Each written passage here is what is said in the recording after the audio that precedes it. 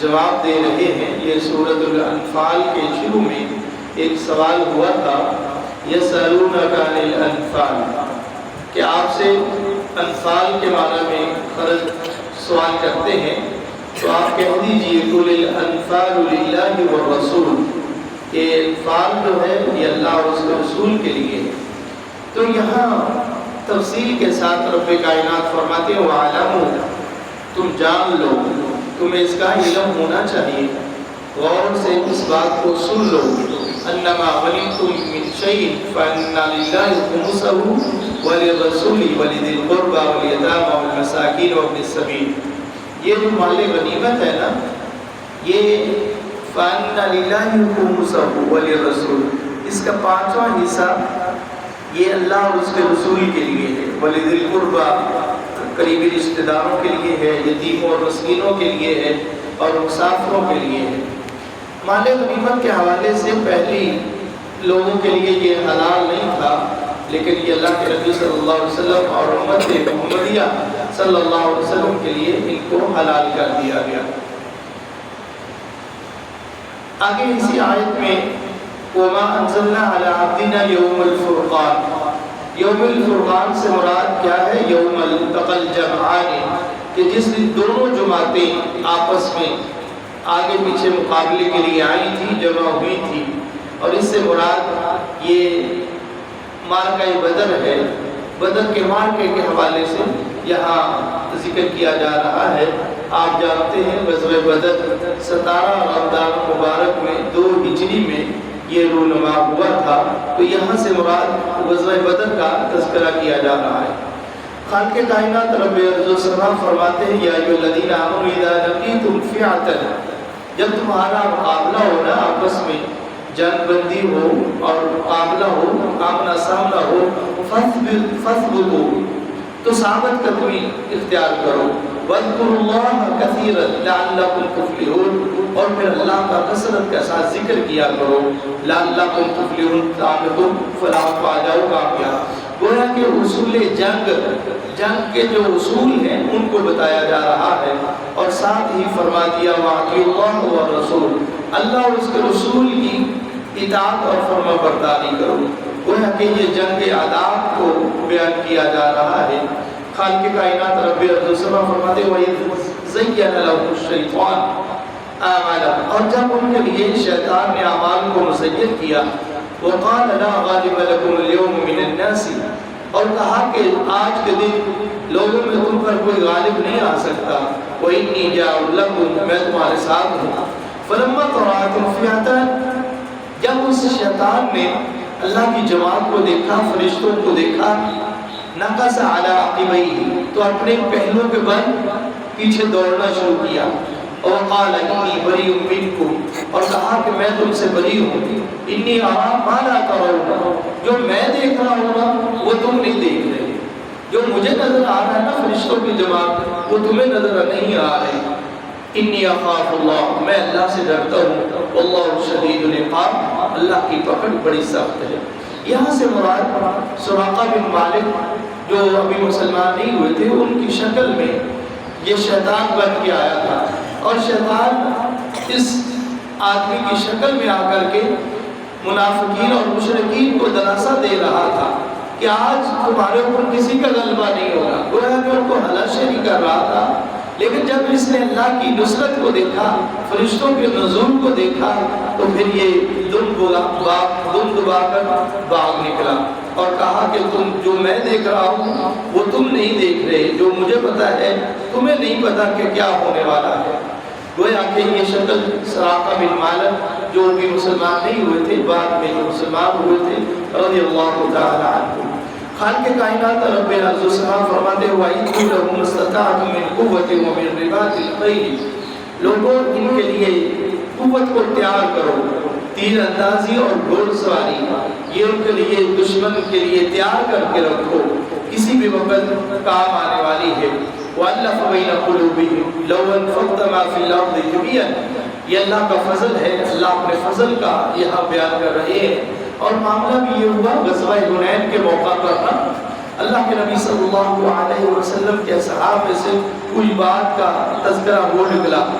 بعض احباب کا خیال ہے کہ یہاں وہ مال غنیمت کے حوالے سے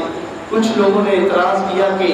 ہم نے اس کو خرچ کیا ہے، ہمارا کہ زیادہ بنتا تھا. تو اللہ کے نبی صلی اللہ علیہ وسلم نے اس وقت، صحیح بخاری میں آتا ہے کہ آقا علیہ السلام نے اس وقت صحابہ سے ان لوگوں کو مخاطب کر کے فرمایا تھا، کیا تم وہ لوگ نہیں ہو کہ جو اللہ سے دور تھے،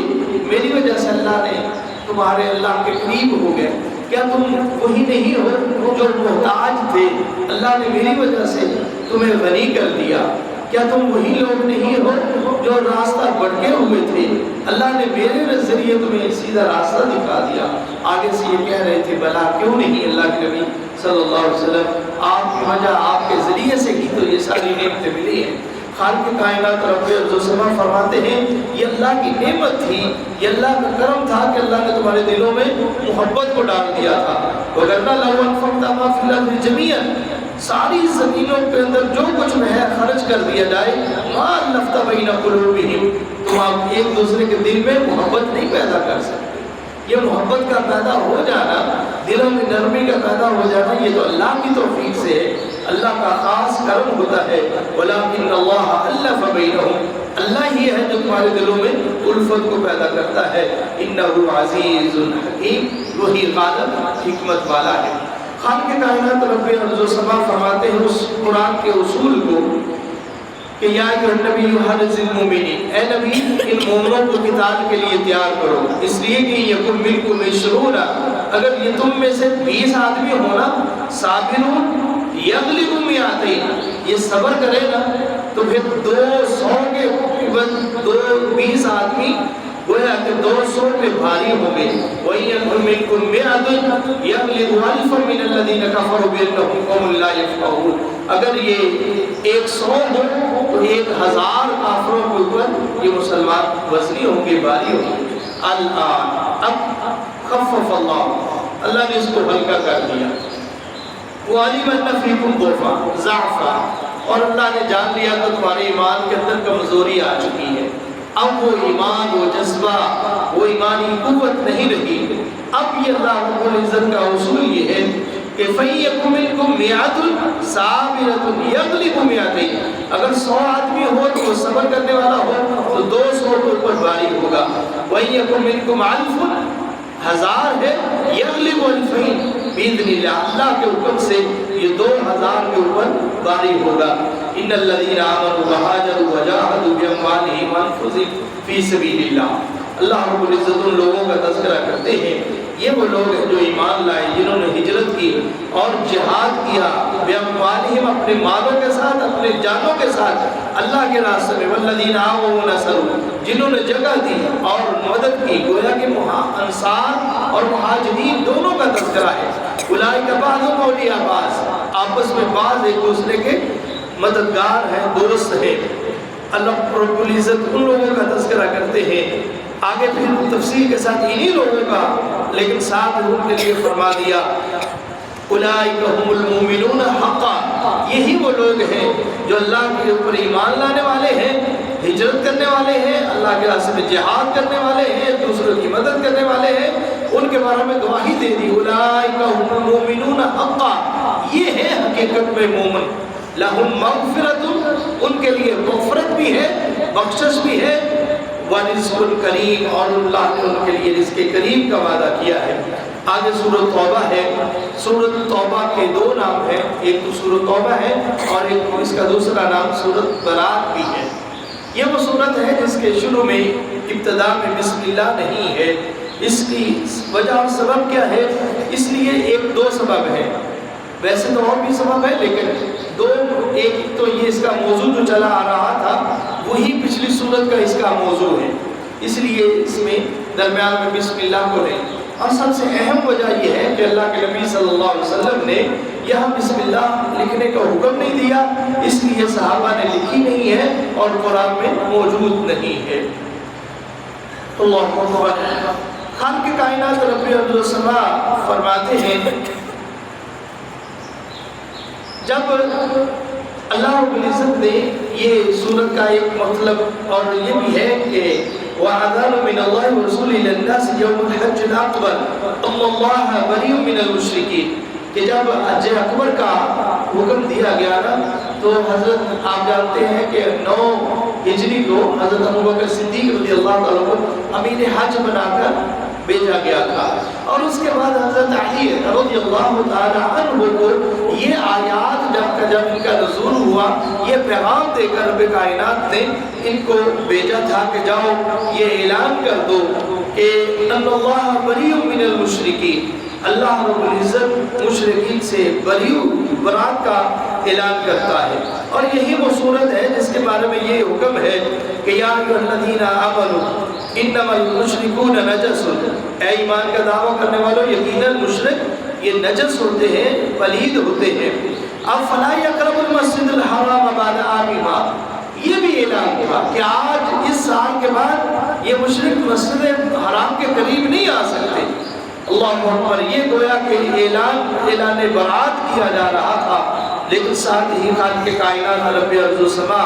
ایمان والوں کو یہ خطاب کرتے ہوئے فرماتے ہیں قل ان کان آباؤکم وابناؤکم واخوانکم وازواجکم وعشیرتکم واموال اقترفتموها وتجارت تخشون کسادها ومساکن ترضونها احب الیکم من اللہ ورسولہ وجہاد فی سبیلہ۔ اب جہاد فی سبیل اللہ کی عظمت کو بیان کرتے ہیں۔ رب کائنات فرماتے ہیں اگر تم اپنے آباء و اجداد، اپنی اولادیں، اپنے بھائی، اپنے ازواج، اپنے کنبہ قبیلہ اور اپنی تجارت، اپنے مال جس سے تم اس کے کم ہونے کا تمہیں خوف ہوتا ہے، وہ مساکن ترضونها، اور جو تم مسکینیں یعنی کہ مکان جن میں رہتے ہو، احب الیکم من اللہ ورسولہ وجہاد فی سبیلہ وجہاد فی سبیلہ، اگر یہ ساری چیزیں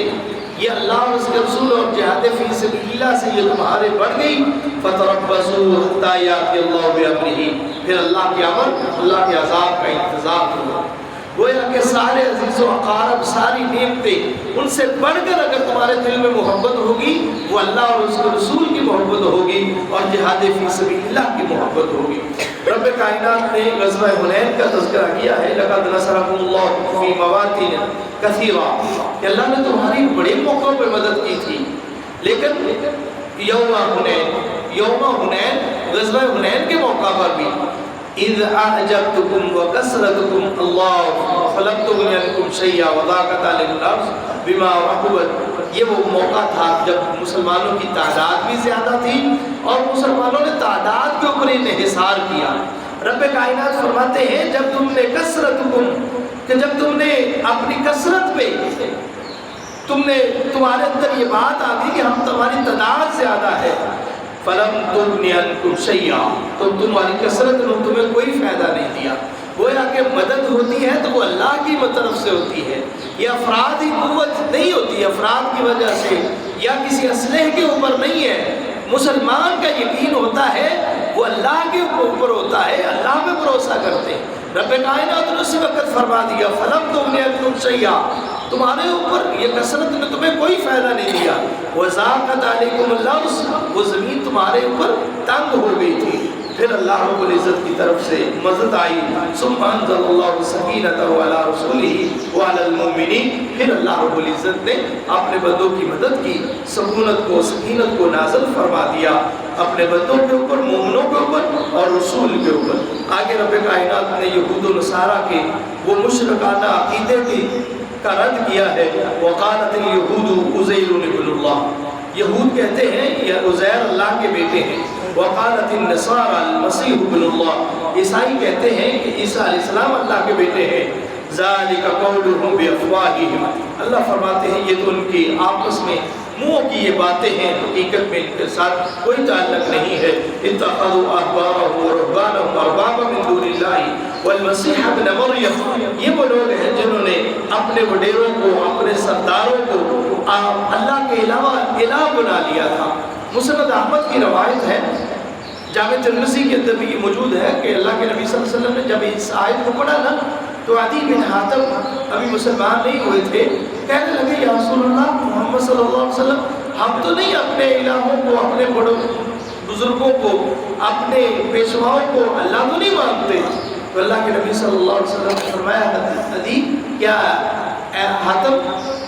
ادیب کیا ایسا نہیں ہے کہ جب جو تمہارے پیشوا کہتے ہیں جس کو وہ حلال کہتے ہیں تم اس کو حلال مان لیتے ہو، جس کو وہ حرام کہتے ہیں تم اس کو حرام کہہ لیتے ہو؟ ہاں اللہ کے نبی صلی اللہ علیہ وسلم یہ ہے، ایسے تو ہے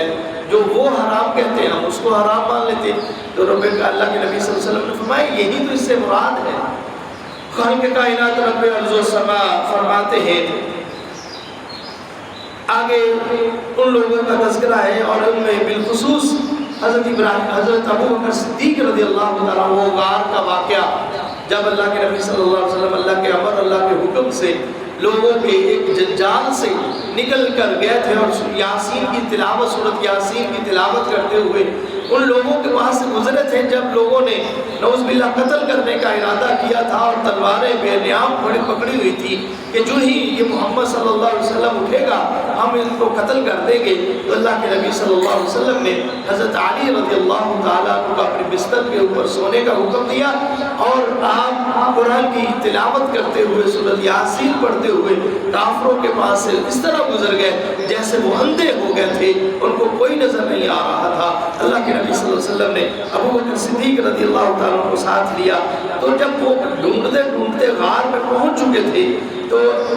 ابو بکر صدیق رضی اللہ تعالیٰ عنہ کہتے ہیں یا رسول اللہ اب تو ان کے پاؤں نظر آ رہے ہیں، قریب ہیں تو وہ ہمیں دیکھ لیں گے۔ تو اللہ رب العزت فرماتے ہیں الا تنصروه فنصره الله اذا اخرجه الذين كفروا ثاني اثنين اذ هما في الغار، جب وہ دوسرا غار میں کہہ رہا تھا، اذ يقول لصاحبه اپنے ساتھی ابو بکر سے کہہ رہے تھے لا تحزن، ابو بکر غم زدہ نہ ہو، ان اللہ معنا، اللہ ہمارے ساتھ ہے، فانزل اللہ سکینته علیہ، اللہ اکبر، اللہ نے ان کے اوپر سکونت کو نازل کر دیا۔ اللہ اپنے بندوں کی مدد کرتا ہے، وَأَيَّدَهُ بِجُنُودٍ لَمْ تَرَوْهَا، اللہ نے اپنے لشکر کے ساتھ مدد کی جو ان کو نظر نہیں آ رہے۔ خالق کائنات رب ارض و سما نے اس بارے کے آخر میں اس بڑی آیت، جامع آیت کا اور بالخصوص رمضان المبارک میں جو صدقات و خیرات کا جن کے لیے نامزد کیا ہے، اس آیت کو یہاں سورۃ توبہ میں نقل کیا ہے، انما الصدقات للفقراء، وہ صدقات کس کے لیے ہیں؟ فقراء، ایک فقیر ہے، والمساکین اور مسکین ہے، والعاملین جو ان کے اوپر عمل کرنے والے، ڈیوٹی دینے والے، والمؤلفۃ القلوب تالیف قلب کے لیے، وفی الرقاب اور گردن کو آزاد کرنے کے لیے، والغارمین کسی کو اگر چٹی پڑ جائے ان کے لیے، وفی سبیل اللہ وابن السبیل اور اللہ کے راستے میں چلنے والے، اللہ کے راستے میں جہاد کرنے والے، اللہ کے راستے میں دین کی خدمت کرنے والے، یہ ہیں وہ لوگ جن کے اوپر صدقات خرچ کیے جاتے ہیں۔ گویا کہ یہ وہ صدقات کے مصارف ہیں جن کو یہاں ذکر کیا گیا۔ آگے رب کائنات نے منافقین کا تذکرہ کیا ہے اور منافقین کے انجام کا تذکرہ کیا ہے، اور ساتھ ہی مومنوں کا تذکرہ کیا ہے، مومنوں کے انجام کا تذکرہ کیا ہے۔ اللہ رب العزت فرماتے ہیں المنافقون والمنافقات بعضهم لبعض، منافق مرد اور منافقات عورتیں بعض کے بعض دوست ہیں، یامرون بالمنکر گناہ کا حکم دیتے ہیں، وینہون عن المعروف نیکی سے روکتے ہیں۔ اللہ اکبر، اللہ رب العزت فرماتے ہیں یہ ہیں ان کے لیے وعد اللہ المنافقین والمنافقات، منافق مردوں کے لیے، منافقہ عورتوں کے لیے، والکفار اور کفر کرنے والوں کے لیے نار جہنم خالدین فیہا، جہنم کا ایندھن ہے اور ہمیشہ ہمیشہ رہیں گے، ہی حسبہم ولعنہم اللہ، یہ وہاں رہیں گے اور اللہ کی ان کے اوپر لعنت بھی ہوگی اور ان کے لیے ہمیشہ چمٹنے والا عذاب ہے۔ ایسے ہی رب کائنات نے مومنوں کا تذکرہ کیا ہے، والمومنون والمومنات، مومن مرد اور مومنہ عورتیں بعضهم اولیاء بعض، بعض ایک دوسرے کے دوست ہیں، یامرون بالمعروف نیکی کا حکم دینے والے ہیں، وینہون عن المنکر اور برائی سے روکنے والے ہیں، نماز کو قائم کرنے والے ہیں، زکوٰۃ کو ادا کرنے والے ہیں، اللہ اور اس کے رسول کی اطاعت اور فرما برداری کرنے والے ہیں، اور یہی وہ لوگ ہیں وعد اللہ المؤمنین والمؤمنات، اللہ نے مومن مرد اور مومنہ عورتوں کے لیے وعدہ کیا ہے جنات تجری من تحتہا الانہار، ان باغات کا کا جن کے نیچے سے نہریں جاری ہوتی ہیں، خالدین فیہا ہمیشہ ہمیشہ وہاں رہیں گے، ومساکن طیبہ فی جنات عدن ورضوان من اللہ اکبر۔ اللہ اکبر۔ اللہ رب العزت فرماتے ہیں ان کے لیے اللہ کی رضا ہے۔ آگے منافقین کے ساتھ جہاد کرنے کا حکم دیا، یا ایھا النبی جاہد الکفار والمنافقین، کافروں کے ساتھ اور منافقوں کے ساتھ جہاد کیجئے، وَمَأْوَاهُمْ جَهَنَّمُ وَبِئْسَ الْمَصِيرُ، ان کا ٹھکانہ جہنم ہے اور وہ برا ٹھکانہ ہے۔ ساتھ ہی رب کائنات فرماتے ہیں استغفر لهم او لا تستغفر لهم ان تستغفر لهم 70 مرة، یہ منافقین کے حوالے سے ہے، استغفر لهم او لا تستغفر، اے نبی ان کے لیے استغفار کریں یا نہ کریں۔ اور یہاں سے مراد منافقین کا جو صف اول کا ملعون تھا وہ عبداللہ بن ابی منافق، ان کا یہ تذکرہ ہے استغفر لهم، اے نبی اس منافق کے لیے آپ استغفار کریں یا نہ کریں۔ اگر 70 مرتبہ بھی ان کے لیے معافی مانگے نا فَلَن يَغْفِرُ اللَّهُ، اللہ ان کو معاف نہیں کرے گا، اس لیے بِأَنَّهُمْ كَفَرُوا بِاللَّهِ وَرَسُولِهِ، انہوں نے کفر کیا ہے اللہ اور اس کے رسول کے ساتھ۔ وَاللَّهُ لَا يَهْدِي الْقَوْمَ الْفَاسِقِينَ، اللہ رب العزت ایسے فاسق قوم کو ہدایت نہیں نصیب کرتے۔ یہ وہ آیات بینات ہیں، بالخصوص منافقین کا تذکرہ ہے، اور اس کے مقابلے میں مومنہ عورتوں کا تذکرہ ہے۔ اللہ تعالی ہمیں ان آیات کے مطابق اعمال کرنے کی توفیق عطا فرمائے۔ وما علیہ